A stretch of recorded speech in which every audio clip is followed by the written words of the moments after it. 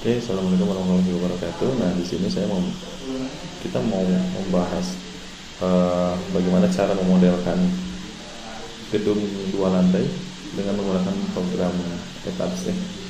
Nah, di sini versi yang saya gunakan adalah 2016. Nah, untuk geometrik dari bangunannya sendiri, di sini gedung punya 5 portal ke arah X, kemudian ada 5 juga ke arah Y. Nah, di sini bentang dari masing-masing kolomnya ke arah X di sini 6 meter, ke arah Y-nya 4 meter, di tepi ini ada cantilever 1 meter, di koridor 2 meter, 4 meter lagi, kemudian ada cantilever lagi 1 meter. Ya, cantilever berarti di sininya nggak ada kolom ya. Nah, ini kecil karena memang difungsikan untuk koridor, jadi ini tadinya untuk ruang kelas seperti itu ya. Jadi kita mau membuat gedung sekolahan 2 lantai. Nah, untuk dana seperti ini. Kemudian untuk tampilan tipikal di sini antar tingkatnya, yang lantai dasar 4 meter, kemudian lantai atasnya tinggi lantainya 4 meter juga. Material baja yang digunakan menggunakan BJ37, betonnya menggunakan K300. Nah, untuk penampang section propertiesnya kalian bisa lihat di katalognya Gunung Garuda aja untuk referensi. Ya, di sini yang kita ambil hanya UFV saja penampangnya, atau menggunakan ABIM silakan, tapi di sini kita menggunakan UFV saja. Nah, di sini ada beberapa pilihan, UF 250, 125, 69 atau 300, 150, 6,59 ya, 350, 179 dan 100, 200. Ini yang banyak digunakan. Penambang ini yang banyak digunakan. Kalian nanti bisa masukkan ini propertinya ke program kita. Baik, kita lanjutkan masuk ke program kita. Oke, kita mulai. Kita buka program ETAPS-nya yang 2016. Versinya terserah lah, karena secara prinsip juga akan sama. Ya, baik. Kita mulai dengan membuat model baru ya. Klik new model. Sini karena kita menggunakan struktur baja satuannya Indonesia, Indonesia ini kan berlaku menggunakan SNI 2015 yang mengacu ke IEC 360. Nah, satuan kita menggunakan metrik satuan internasional. Oke. Kemudian kita lanjutkan dengan kita menentukan modelnya. Nah, kalau kita lihat modelnya kan sebelumnya saya udah berikan ya. Nah, nanti kita buka gridnya ada berapa. Nah, ke arah X itu ada 6 baris, ke arah Y nya ada 6 dengan spasinya 6 dan 4 meter ke arah Y nya. Nah, untuk jumlah lantainya kita tetapkan 2 lantai. Ya, tipikal story height itu tinggi antar lantainya. Bottom story height berarti lantai 1, kalau tipikal itu lantai yang di atasnya. Kemudian oke. Ya, ini adalah grid yang sudah terbentuk. Baru gridnya saja. Ini alat bantu untuk membuat modelnya. Nah, kemudian kita modify grid, kita sesuaikan dengan model yang kita rencanakan. Untuk arah X semuanya jaraknya per 6 meter ya, jadi nggak kita rubah. Tapi untuk arah Y, nah ini berbeda-beda. Nah, untuk yang koridor kita set 2 meter, kemudian yang tepinya kita atur 1 meter 1 meter sesuai dengan model rencana kita. Oke, kalau sudah kita sebentar.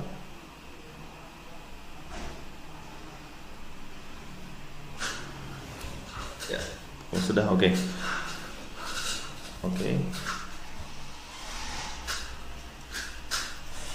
Nah, ini grid yang baru yang sudah terbentuk.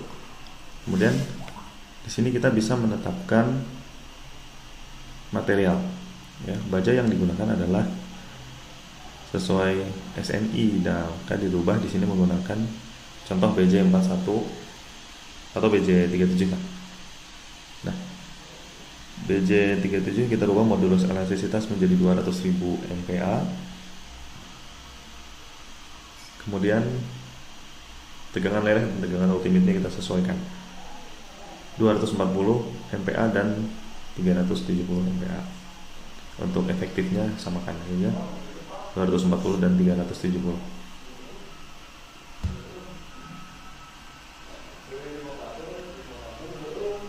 Ya, itu materialnya. Kemudian kita membuat beberapa penampang. Kalau kita mengacu ke contoh ke Gunung Garuda gitu, ada beberapa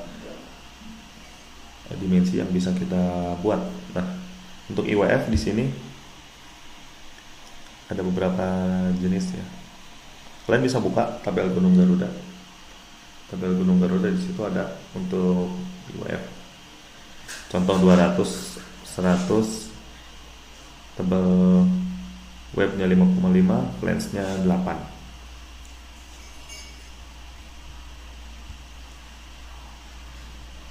Nah, di sini kalau kita lihat ini adalah tebal dari web. Ini adalah tebal dari flens. Yang ini tinggi, yang ini adalah lebarnya. Ya. Kemudian ini kita masukkan propertinya ke sini. Oke. Baik, kita lanjutkan.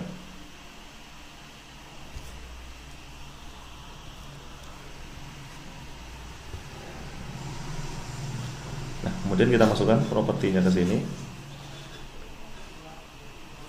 5,5 tebal bed. Ini lebar bawah, lebar flens bawah, dan lebar tebal flens bawah. Oke, nah kemudian kita kopikan untuk beberapa tipe penampang lagi. Yang biasa digunakan itu IWF 200, IWF 250, kemudian IWF 300, 350, 400. Kalau untuk kolom biasanya kita menggunakan Habim ya. Bagusnya sih Habim. Jadi Habim itu antara lebar dengan tingginya sama. Jadi kalau tingginya 300 ya lebarnya juga 300. Biasanya untuk Habim untuk kolom seperti itu. Tapi bisa juga kolom menggunakan IWF section ya, nggak masalah. Apalagi ini kalau kita lihat orientasi dari gedungnya kan persegi panjang. Berarti nanti kita kemungkinan sih menggunakan IWF juga bisa gitu. Dilihat dari jumlah lantainya juga hanya 2 ya, mungkin bisa jualan menggunakan IWF. Nah, ini ada beberapa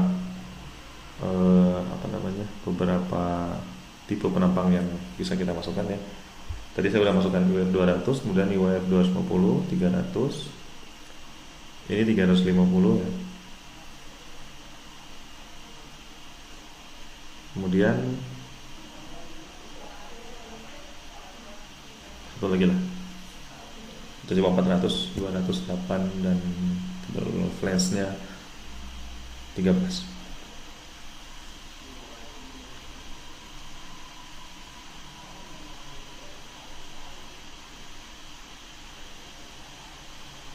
Oke, baik.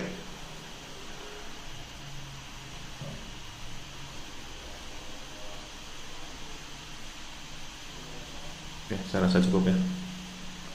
Penampangnya cukup segitu. Nah, kemudian kita masukkan, kita modelkan bentuk kolom tersebut ke grid yang kita punya. Nah, kita menggunakan kolom IWF 400. Nah, coba kita plotkan. Nah, ini posisi kolomnya sesuai dengan grid ya. Jadi kalian bikin gridnya itu kalau bisa di titik kolom supaya untuk mempermudah. Kalau sebisa mungkin semua titik kolom itu kena gridnya. Kalau bentuknya nggak tipikal, ya terasa banget gitu. Kalau nanti akan sulit. Nah, ini bisa di drag ya kalau mode yang ini. Nah, kemudian kita lihat sini. Orientasi dari kolom sumbu kuatnya ke arah X. Padahal kalau kita lihat gedung secara keseluruhan, ini kan persegi panjang ke arah X juga. Ya, jadi kalau memang gedungnya ke arah X, kita harus arahkan sumbu kuat dari kolom itu ke arah yang tegak lurusnya. Jadi semua kolom yang ada di sini, semua gridnya kita pindahkan menjadi orientasi 90 derajat. Sementara kita gitukan dulu. Oke.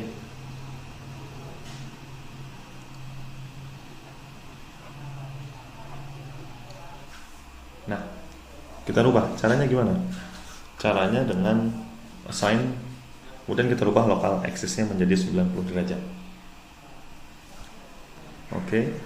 Nah, coba kita lihat. Nah, orientasi dari kolom sudah mengarah ke 90 derajat. Ini jadi sesuai dengan ini ya, dengan konsepnya. Nah, kemudian kita kopikan lantai 2 tadi kita ke lantai 1. Nah, kita lihat bisa di gambaran sebelahnya ya, di 3D. Kita bisa cek kalau sudah terreplikat. Nah, untuk tumpuannya sementara kita ganti jadi jepit dulu. Ya, kita ganti jadi jepit. Oke, kita refresh. Nah, tumpuannya sudah berubah. Kemudian kita gambarkan balok. Balok di sini kita kasih coba-coba dulu aja UF 350. Nah, sini kita bisa langsung klik ada gridnya ya. Jadi langsung terbentuk UF 350.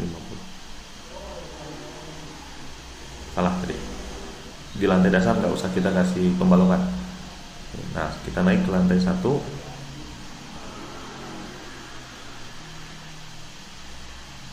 Semua grid kita klik saja ya. Jadi kita membuat sekarang balok induk. Balok induk itu adalah balok yang menghubungkan dari kolom ke kolom.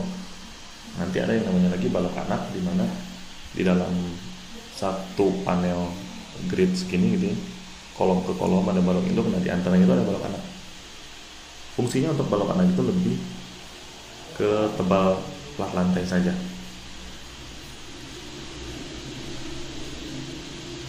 Oke. Untuk balok induk sudah hampir semua. Kemudian yang bagian bentangnya lebih pendek tadi kita gantikan jadi UF 300, kemudian lainnya lebih pendek lagi kita ganti jadi UF 250 sementara.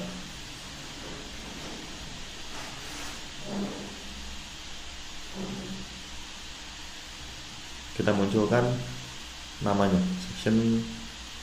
Ini berdasarkan warna section, kemudian kita munculkan section names-nya.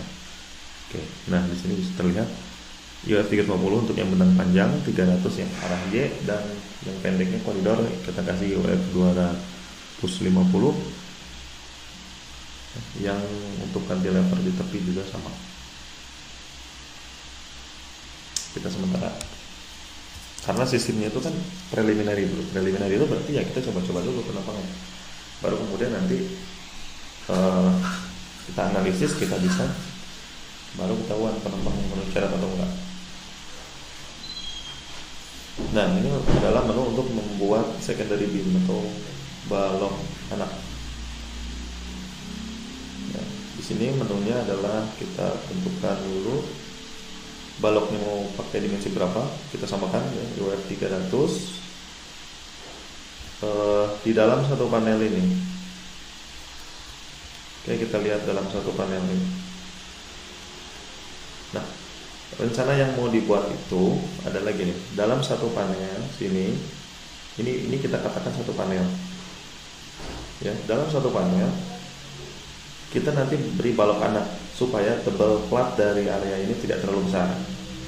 Nah, biasanya untuk kalau baja itu kan kemungkinan dia menggunakan bondek gitu ya. Nah, biasanya bondek itu jarak antar balok ke baloknya itu tidak lebih dari 2 meter. Sebisa mungkin jangan lebih besar dari 2 meter. Jadi nanti yang ini panjangnya 6 meter kita rubah menjadi 2 meter, berarti kita harus ubah menjadi 3 bagian ya. 3 bagian. Di sini ada 1, di sini ada 1. Jadi ini 2, 6 meter. Oke. Nah, ini cara untuk membuat panel balok anak. Oke, kita hapus. Oke, kita lanjutkan.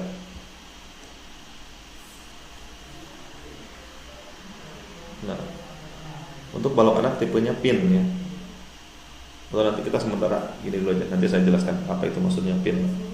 Nah, kita gambarkan dulu semua balok anak ke arah Y saja.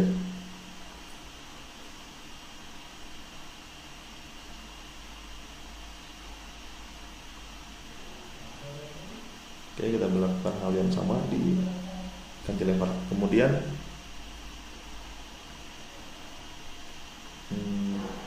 kita buat material untuk sebentar, warnanya kita ganti dulu ya karena nggak terlalu kelihatan.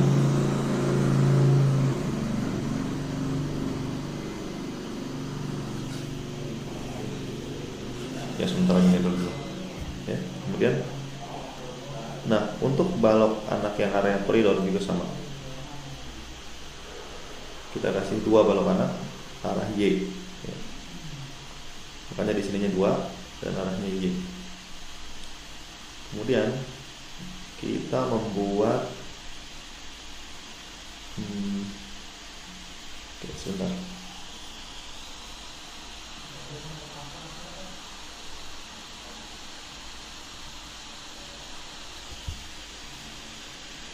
Yang tepi ya, yang tepi belum kita kasih balok.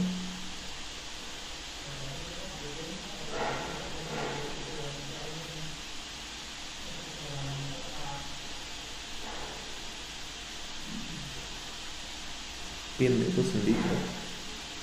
Nah, di ujungnya di tepi cantilever kita kasih dimensi yang sama. Tadi kan bentuk cantilever sini IWF 250. Nah, berarti penghubung ini juga kita kasih IWF 250. Tutup semua area sini. Yang bawah juga.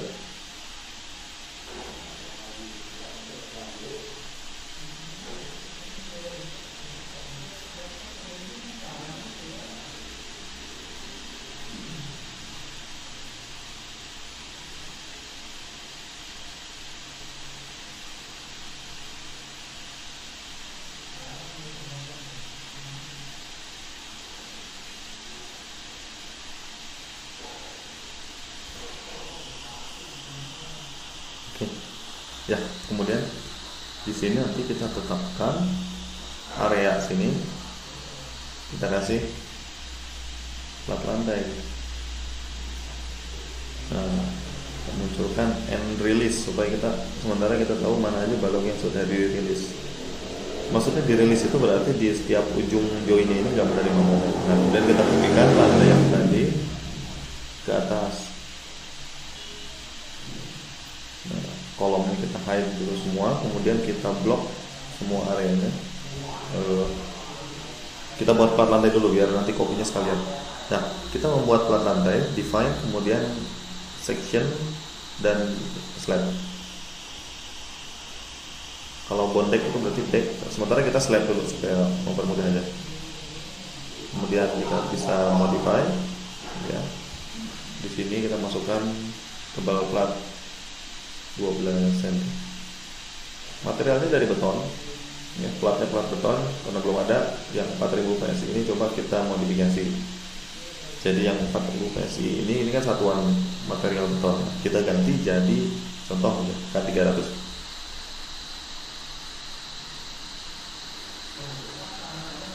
Nah, K300 itu berapa FC prime? Coba kita masukkan di sini. Masukkan. Untuk mendapatkan FC prime, faktor pengalinya adalah 0,083. Jadi 300 kali 0,083 ternyata 24,9 MPa. Untuk modulus elastisitas di sini 4700 akar FC prime. Kalian bisa cek lagi kuliah beton ya, ada di sini. Materialnya sudah terbentuk, kemudian kita ganti jadi K300 dan tebalnya 120 sesuai rencana 12 cm. Kalau sudah, oke. Nah, kemudian kita gambarkan. Kita gambarkan plat di semua panelnya. Kita bisa gambarkan di satu sisi saja. Kemudian nanti tinggal kita replicate ke semua bentang.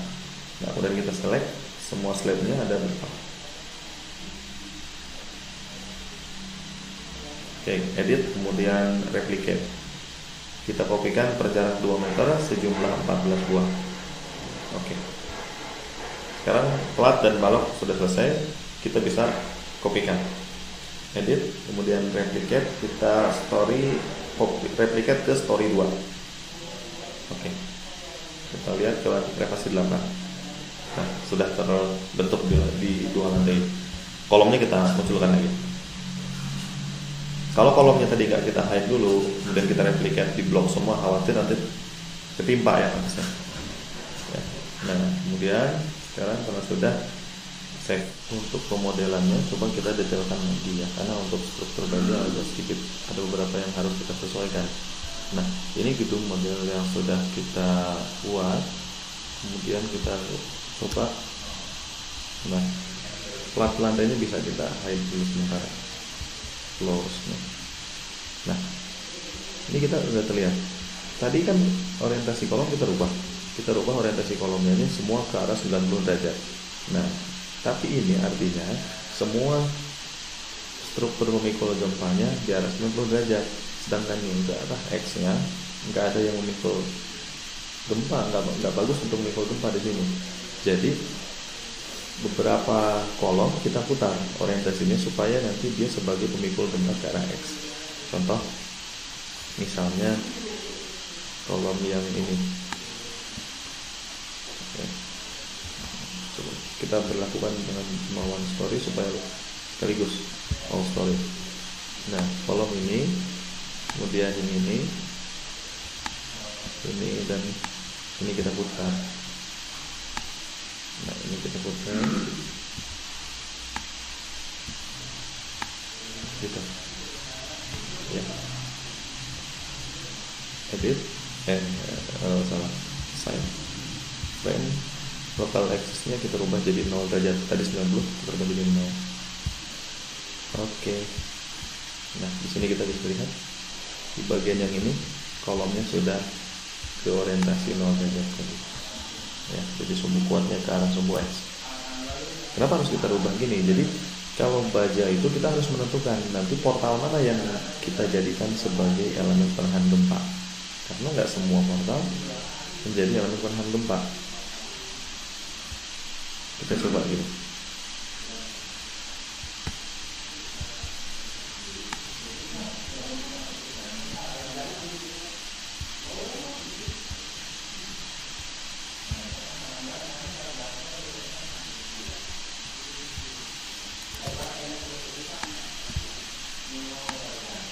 Oke ya.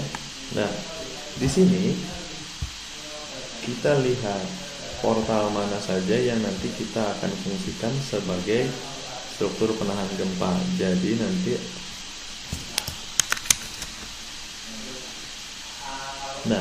ini portal yang kita fungsikan sebagai struktur penahan gempa ke arah Y.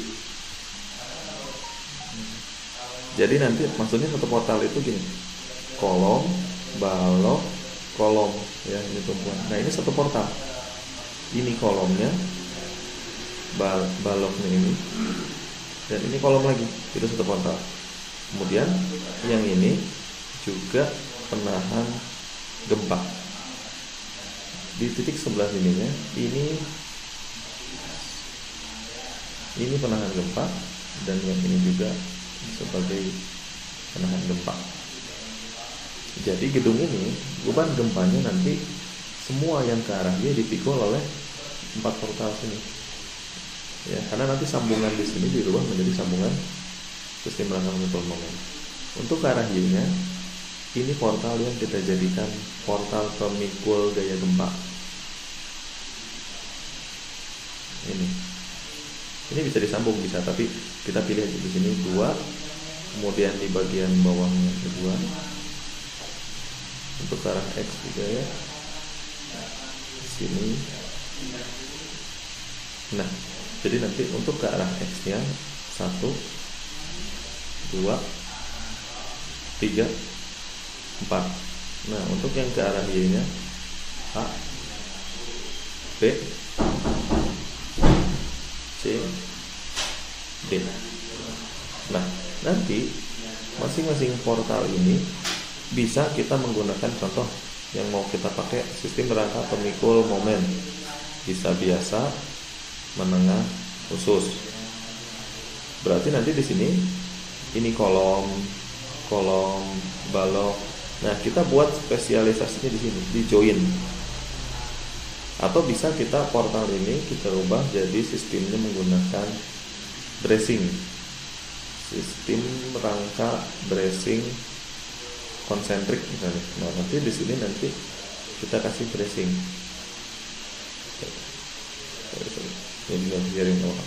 Atau bisa juga bracingnya yang eksentrik. Sistem rangka bracing eksentrik di sini, kemudian gini. Nah, nanti di area ini adalah link, ya, gitu. Bisa seperti ini. Nah, ketentuan-ketentuan ini nanti kita terapkan hanya pada portal pemikul lubang gempa saja. Jadi ini kita bilang portal pemikul beban gempa. Terus yang lain apa? Yang lain hanya difungsikan untuk beban gravitasi. Nah, untuk portal pemikul beban gempa nggak boleh dirilis. Nah, berarti selebihnya nanti kita rilis. Ini nggak boleh dirilis. Kalau ini balok anak sudah kita rilis, ya. Maksudnya dirilis itu kalau ini balok end moment release, ya. Jadi nggak di ujungnya itu nggak akan menerima momen rilis. Nanti di setiap ujung baloknya dia nggak akan menerima momen. Nah, perilakunya jadi sendi. Nah, berarti semua portal yang selain pemikul gempa ini kita rilis. Berarti nanti di sini mungkin warna lain. Coba. Di sini kita rilis. Kemudian ini kan tadi belum kita rilis.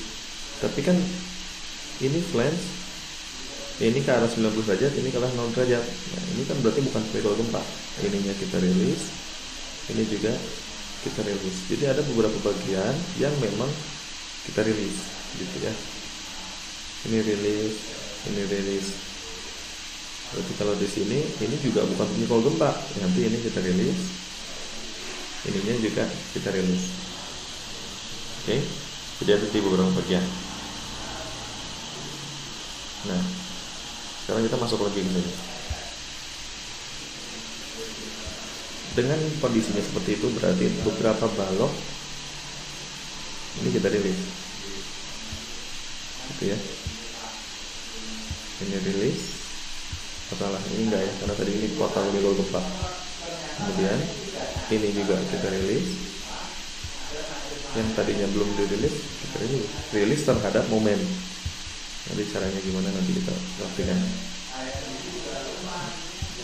Ini portal pemikul gempa, ini bukan gempa, bukan. Ini portal pemikul gempa, ini bukan. Ini portal pemikul gempa, ini bukan. Berarti ini kita rilis, gitu ya. Nah, cara rilisnya adalah edit, frame, and release moment. Release, kemudian kita lepaskan terhadap momen. Rilis itu dilepas, jadi ujungnya itu nggak ada menerima momen. Oke. Nah, jadi nanti portal pemikul gempanya hanya ini 1, 2, 3, 4, 5. Salah. Ini bukan. Jadi ini harus kita rilis juga. Tadi kita ini nggak kita set sebagai portal pemikul gempa. Nah, ini juga bukan. Hanya yang tepi saja untuk arah Y. Berarti kita lakukan hal yang sama. Rilis juga, kita rilis juga, oke. Ya. Nah, di sini sudah terlihat portal mana saja yang hanya memikul beban gempa. Oke. Jadi itu yang harus kalian tentukan untuk menetapkan dalam mendesain struktur baja. Karena baja beda dengan beton. Kalau beton berarti kita modelkan semua kolom itu sebagai elemen pemikul gempa. Kalau beton itu SRPMK berarti semua kolom sebagai pemikul gempa. Tapi kalau di baja enggak, kita milih bagian mana saja yang nanti harus kita desain sebagai elemen pemikul beban gempa. Kalau ternyata nanti masih nggak masuk, kita bisa tambahkan beberapa bagian lagi sebagai elemen pemikul gempa. Gitu. Hanya yang harus jadi pegangan di sini adalah elemen pemikul gempa. Berarti baloknya itu harus terhubung ke flange kolom. Ya, contoh gini, maksudnya gini. Nah,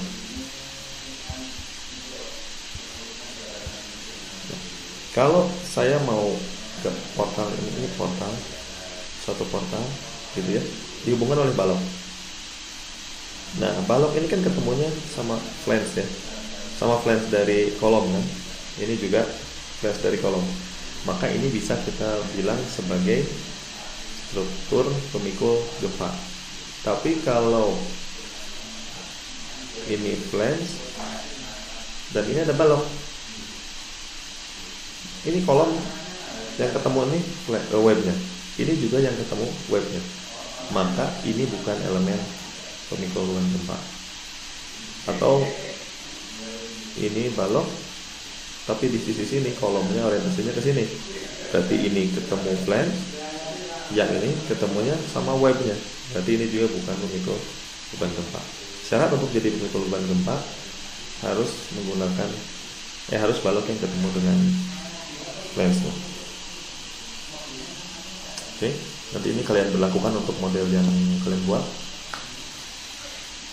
Nanti kita lanjutkan dengan sesi yang lain, yaitu mungkin dengan untuk pembebanan ya. Tapi sementara model dari struktur baja ini harus fix terlebih dahulu. Kita sudah buat model, kita sudah buat material. Nanti kita lanjutkan dengan pembebanan dan lain-lain. Kemudian analisis dan desain penambang. Oke, mungkin sekian saja ya untuk sesi ini. Assalamualaikum warahmatullahi wabarakatuh.